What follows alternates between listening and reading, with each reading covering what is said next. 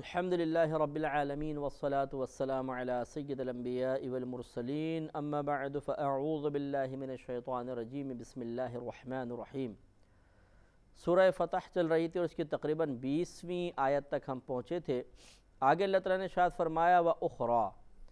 اور ایک اور فتح اللہ نے عطا فرمائی، لم تقدروا علیہا، جس پر تم قادر نہیں تھے۔ بعضوں نے کہا کہ اس سے فتح سے مراد فتح خیبر ہے، بعضوں نے کہا کہ اس سے مراد فتح مکہ ہے، اور بعض علماء نے فرمایا مفسرین نے کہ حکم عام ہے، ہر وہ فتح جس پر مسلمان بظاہر یہ سمجھتے تھے کہ ہم قادر نہیں ہیں لیکن اللہ نے وہ فتح عطا فرمائی، اللہ کا انعام ہے۔ قد احاط اللہ بہا، بے شک وہ اللہ تعالیٰ کے قبضے میں ہے، یعنی اللہ تعالیٰ جس جنگ میں چاہتا ہے مسلمانوں کو کامیابی عطا فرمانے پر قدرت رکھتا ہے، یہ اللہ تعالیٰ ایک قبضے میں ہے، دست قدرت میں ہے۔ وَكَانَ اللَّهُ عَلَى كُلِّ شَيْءٍ قَدِيرًا، اور اللہ تبارک و تعالیٰ ہر چاہت پر قادر ہے۔ وَلَوْ قَاتَلَكُمُ الَّذِينَ كَفَرُوا، اور اگر کافر تم سے لڑیں، لَوَلَّوُا الْأَدْبَارَ، تو ضرور منہ پھیر دیں گے، یعنی تمہارے مقابلے سے پیٹھ پھیر دیں گے، یعنی اگر یہ کفار تم سے لڑیں گے تو ضرور اللہ تبارک و تعالیٰ مسلمانوں کی نصرت فرمائے گا اور کفار پیچھے ہٹ جائیں گے۔ ثم لا یجدون ولیا ولا نصیرا، اور پھر نہیں پائیں گے وہ کوئی حمایتی اور نہ کوئی مددگار۔ دیکھیے بہت سے ایسا ہوا کہ اور اب بھی ہوتا ہے کہ مسلمان جنگوں میں شکست پا جاتے ہیں، تو اس کا مطلب ہرگز یہ نہیں ہے کہ اس قسم کی آیات کے بارے میں مسلمان شک و شبے کا شکار ہو جائے کہ ایک طرف تو اللہ تعالیٰ فرما رہا ہے کہ جب سامنے کافر آئیں گے ضرور پیٹ پھیر کے بھاگ جائیں گے اور ان کو کوئی حمایتی کو مددگار نہیں ہوگا، حالانکہ کئی جنگوں کے اندر کفار غالب آ جاتے ہیں۔ تو مسئلہ یہ ہے کہ یہ اس صورت کے اندر ہے کہ جب مسلمان حقیقتاً اللہ تعالیٰ اور اس کے رسول کی اطاعت کر رہے ہوں اور اسلام کا کلمہ بلند کرنا ہی مقصود ہو، اسلام کی شان و شوقت مقصود ہو، غرض ہے کہ جو مقابلہ ہے وہ حقیقتاً شریعت کے دائرے میں رہ کر ہو اور مکمل طور پر اخلاص کے ساتھ ہو۔ اگر ایسی کوئی مسلمان جنگ لڑتا ہے کہ جو سیاسی جنگ ہے یا اپنے ذاتی مفادات کے لیے وہ لڑ رہا ہے، تو اس میں اس کا یہ وعدہ نہیں ہے، اس میں مسلمان شکست بھی ہو سکتی ہے، مسلمان کو وہ ہار بھی سکتا ہے، سب کچھ ہو سکتا ہے، لیکن جو مقابلہ اخلاص کے ساتھ کیا جائے اور بالکل اللہ تعالیٰ کی رضا کے لیے کیا جائے تو ضرور اللہ تعالیٰ کی طرف سے غیبی امداد ہوتی ہے۔ ایک تشریح کی یہ بھی ہے کہ ضروری نہیں ہے کہ جو فتح اور نصرت ہو وہ جنگ کے وقت میں ہی ظاہر ہو جائے، بعض اوقات مسلمان پسپا ہو جاتے ہیں لیکن اللہ تبارک و تعالیٰ ایسے حالات پیدا فرما دیتا ہے کہ وہی جنگ بعد میں مسلمانوں کے لیے غلبے کا سبب بن جاتی ہے، حالات بدل جاتے ہیں، لوگوں کی ہمدردیاں ان کے ساتھ ہو جاتی ہیں، غرض ہے کہ بعد میں ان کو غلبہ حاصل ہو جاتا ہے، تو یہ بھی شکست کے باوجود فتح ہے۔ تو یہ مراد ہے کہ اللہ تبارک و تعالی مسلمانوں کی ہر صورت میں مدد فرمائے گا اور کفار پہ ان کے غلبہ عطا فرمائے گا، چاہے جنگ کے دوران ہی عطا فرما دے، جنگ کے انجام پر عطا فرما دے، اور چاہے اس جنگ کے کئی عرصے بعد اللہ تبارک و تعالی اس کے ایسے نتائج مرتب کرے جو مسلمانوں کے حق میں مفید ہوں، سب اس کے تحت شامل ہیں۔ سنت اللہ التی قد خلت من قبل، یہ اللہ تبارک و تعالیٰ کا دستور ہے کہ اس سے پہلے سے بھی یہی چلا آ رہا ہے، یعنی اللہ تعالیٰ کفار کو شکست سے دوچار کرواتا رہا ہے اور مسلمانوں کو غلبہ عطا فرماتا ہے۔ وَلَن تَجِدَ لِسُنَّتِ اللَّهِ تَبْدِيلًا، اور ہرگز تم اللہ تبارک و تعالیٰ کی سنت کو بدلتا ہوا نہیں پاؤ گے۔ اللہ تعالیٰ کی سنت، اللہ کا طریقہ کبھی نہیں بدلتا، اس کا فیصلہ کبھی نہیں بدلتا، اس کا قانون نہیں بدلتا، وہ اٹل قانون، اٹل فیصلے ہوتے ہیں۔ ہاں یہ ہو سکتا ہے کہ ہم اس قانون کی حقیقت تک ہماری ذہنی رسائی نہ ہو اور ہم بظاہر اس کو بدلتا ہوا محسوس کر رہے ہوں، حالانکہ وہ تبدیل نہ ہو رہا ہو، کیونکہ جس کو ہم نے قانون سمجھا، جو ہم نے اس قانون کی حقیقت کو سمجھا، ہو سکتا ہے وہ حقیقتاً وہ حقیقت نہ ہو بلکہ حقیقت کچھ اور ہو، تو قصور پھر قانون کا نہیں ہماری اور آپ کی سمجھ کا ہوگا، ورنہ اللہ کے قوانین نہیں بدلتے ہیں، جو اللہ نے فرما دیا ویسا ہی ہوتا ہے۔ وَهُوَ الَّذِي كَفَّ أَيْدِيَهُمْ عَنْكُمْ، وہی ہے جس نے ان کے ہاتھ تم سے روک دیے، وَأَيْدِيَكُمْ عَنْهُمْ، اور تمہارے ہاتھ ان سے روک دیے، یعنی یہ وہی صلح حدیبیہ کے وقت کا موقع تھا کہ مسلمانوں نے کفار پر حملہ نہ کیا، اور ایک روایت کے مطابق جبل تنعیم کی طرف سے تقریباً جب مسلمان حدیبیہ کے مقام پر تھے تو 80 نوجوان کفار کی طرف سے مسلمانوں پر حملے کے ارادے سے آئے تو انہیں گرفتار کر لیا گیا تھا، اور پھر نبی کریم نے ان سے درگزر فرما دیا، ان کو چھوڑ دیا تھا۔ تو یہ اس کے بارے میں کلام ہے، آگے بھی اسی کے بارے میں مختصر سا ہے کہ وَأَيْدِيَكُمْ عَنْهُمْ، اور اللہ تبارک و تعالیٰ نے تمہارے ہاتھوں سے ان کو بچا لیا یا روک دیا، بِبَطْنِ مکہ تھا مکے کی وادی میں، وہی حدیبیہ مراد ہے، من بعد ان اظفرکم علیہم، بعد اس کے کہ تم غالب آ چکے تھے ان پر یا تم نے ان پر قابو پا لیا تھا۔ تو یہی تفسیر کی گئی ہے کہ وہ 80 جو نوجوانوں کا گروپ تھا مسلمان ان پہ غالب آ گئے تھے، لیکن اللہ تعالیٰ کے حکم سے گویا کہ مسلمانوں کے ہاتھ انہیں نقصان پہنچانے سے رک گئے، اور اللہ تعالیٰ نے ان کو آزادی کا حکم دیا نبی کریم کے ذریعے، نبی کریم نے ان سب کو چھڑوا دیا تھا۔ وَكَانَ اللَّهُ بِمَا تَعْمَلُونَ بَصِيرًا، اور اللہ تبارک و تعالیٰ تمہارے کام دیکھ رہا ہے۔ ہم الذین کفروا، وہ کفار مکہ وہ ہیں جنہوں نے کفر کیا، وَصَدُّوكُمْ عَنِ الْمَسْجِدِ الْحَرَامِ، اور تمہیں مسجد حرام سے روکا، یعنی وہ تمام عمرے کے ارکان سے روک لیا، طواف سے، سعی وغیرہ سے روک دیا، وَالْهَدْيَ مَعْكُوفًا، اور قربانی کے جانور روکے گئے، ان یبلغ محلہ، کہ اپنی جگہ پر پہنچ سکیں، یعنی جہاں پر ان کو ذبح کرنا تھا حدود حرم میں، کفار نے جب مسلمانوں کو روک دیا کہ ہم تمہیں مکے میں داخل ہی نہیں ہونے دیں گے، تو جو قربانی کے جانور ساتھ لے کر آئے تھے وہ بھی اپنے مقام تک نہ پہنچ سکے۔ وَلَوْلَا رِجَالٌ مُؤْمِنُونَ وَنِسَاءٌ مُؤْمِنَاتٌ، اور اگر نہ ہوتے کچھ مومن مرد اور کچھ مومن عورتیں، لم تعلموہم، کہ جنہیں تم نہیں جانتے، یعنی یہ بیان کا مقصود یہ ہے کہ مکہ المکرمہ میں کچھ ان صحابہ کے ہجرت فرما جانے کے بعد عورتیں اور مرد ایمان لائے تھے، اور انہوں نے اپنے ایمان کو مخفی بھی رکھا ہوا تھا، اور مسلمان ان کو بظاہر نہیں جانتے تھے کہ اب کون کون ایمان مزید لا چکا ہے۔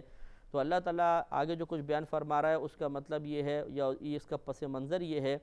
کہ اگر مسلمانوں کو اللہ تعالیٰ حملے کا حکم دے دیتا کہ اسی وقت کفار پر حملہ کر دو،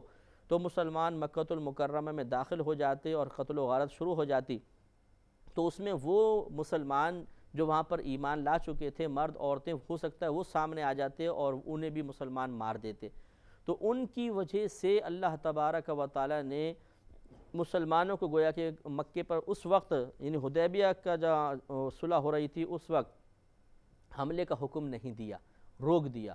ورنہ اگر اللہ تعالیٰ حملے کا حکم دیتا تو یقیناً مسلمان اس وقت بھی فتح یاب ہو جاتے، جس سے کہ آگے بیان ہو رہا ہے۔ تو یہ اللہ نے فرمایا کہ وَلَوْلَا رِجَالٌ مُؤْمِنُونَ، اور اگر نہ ہوتے کچھ مومن مرد، وَنِسَاءٌ مُؤْمِنَاتٌ، اور کچھ مومنہ عورتیں، لم تعلموہم، کہ جنہیں تم نہیں جانتے، ان تطؤوہم، کہ تم انہیں روند ڈالو گے، فَتُصِيبَكُم مِّنْهُم مَّعَرَّةٌ، تو پہنچے گی تمہیں ان کی طرف سے کوئی ناپسندیدہ بات، یعنی صدمہ ہوگا، تم انہیں قتل کر دو گے، یا وہ نادانستہ طور پہ تم پہ حملہ کر دیں، بغیر علم، لا علمی میں، لِيُدْخِلَ اللَّهُ فِي رَحْمَتِهِ مَن يَشَاءُ، تو یہ اللہ تبارک و تعالیٰ کا ان کمزوروں کو، ان مسلمان مردوں عورتوں کو بچانا اس لیے ہے تاکہ اللہ تبارک و تعالیٰ اپنی رحمت میں داخل فرما دے جسے وہ چاہے۔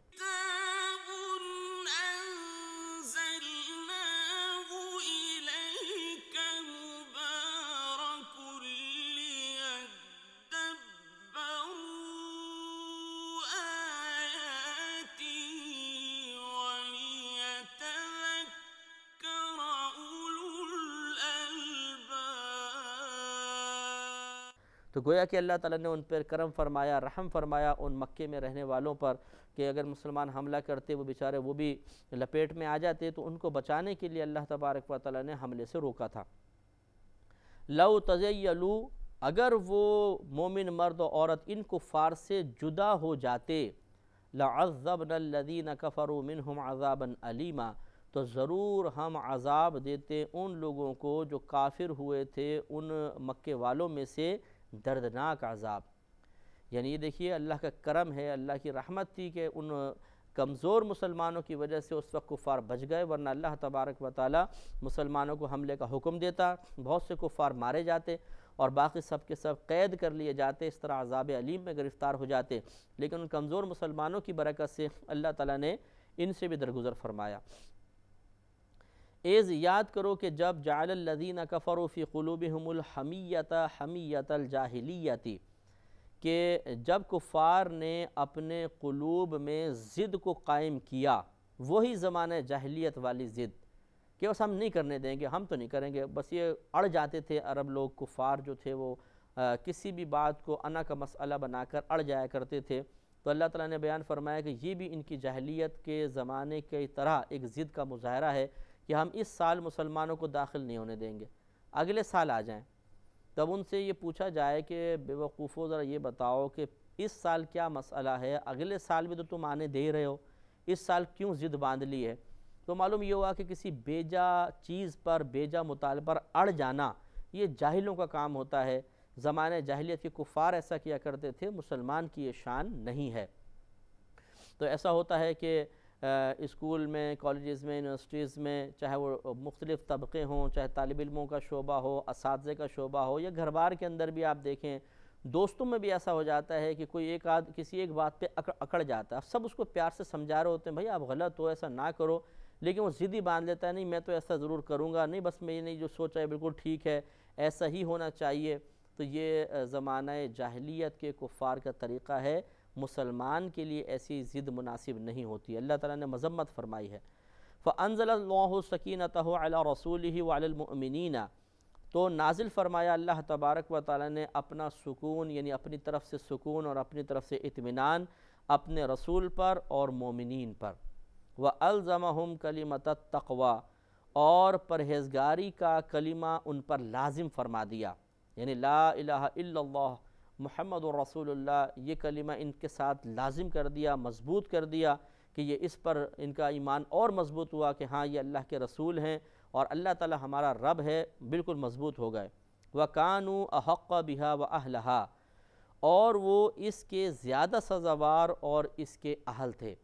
یعنی صحابہ کرام سزاوار مانے زیادہ حقدار، وہ اس کے زیادہ حقدار تھے اور اس کے زیادہ اہل تھے کہ ان کو اللہ تبارک و تعالیٰ اس طرح اطمینان، سکون عطا فرماتا اور اس کلمہ تقوی پر مضبوط کر دیتا۔ وَكَانَ اللَّهُ بِكُلِّ شَيْءٍ عَلِيمًا، اور اللہ تبارک و تعالیٰ ہر چیز کو جانتا ہے، سب کچھ وہ جانتا ہے۔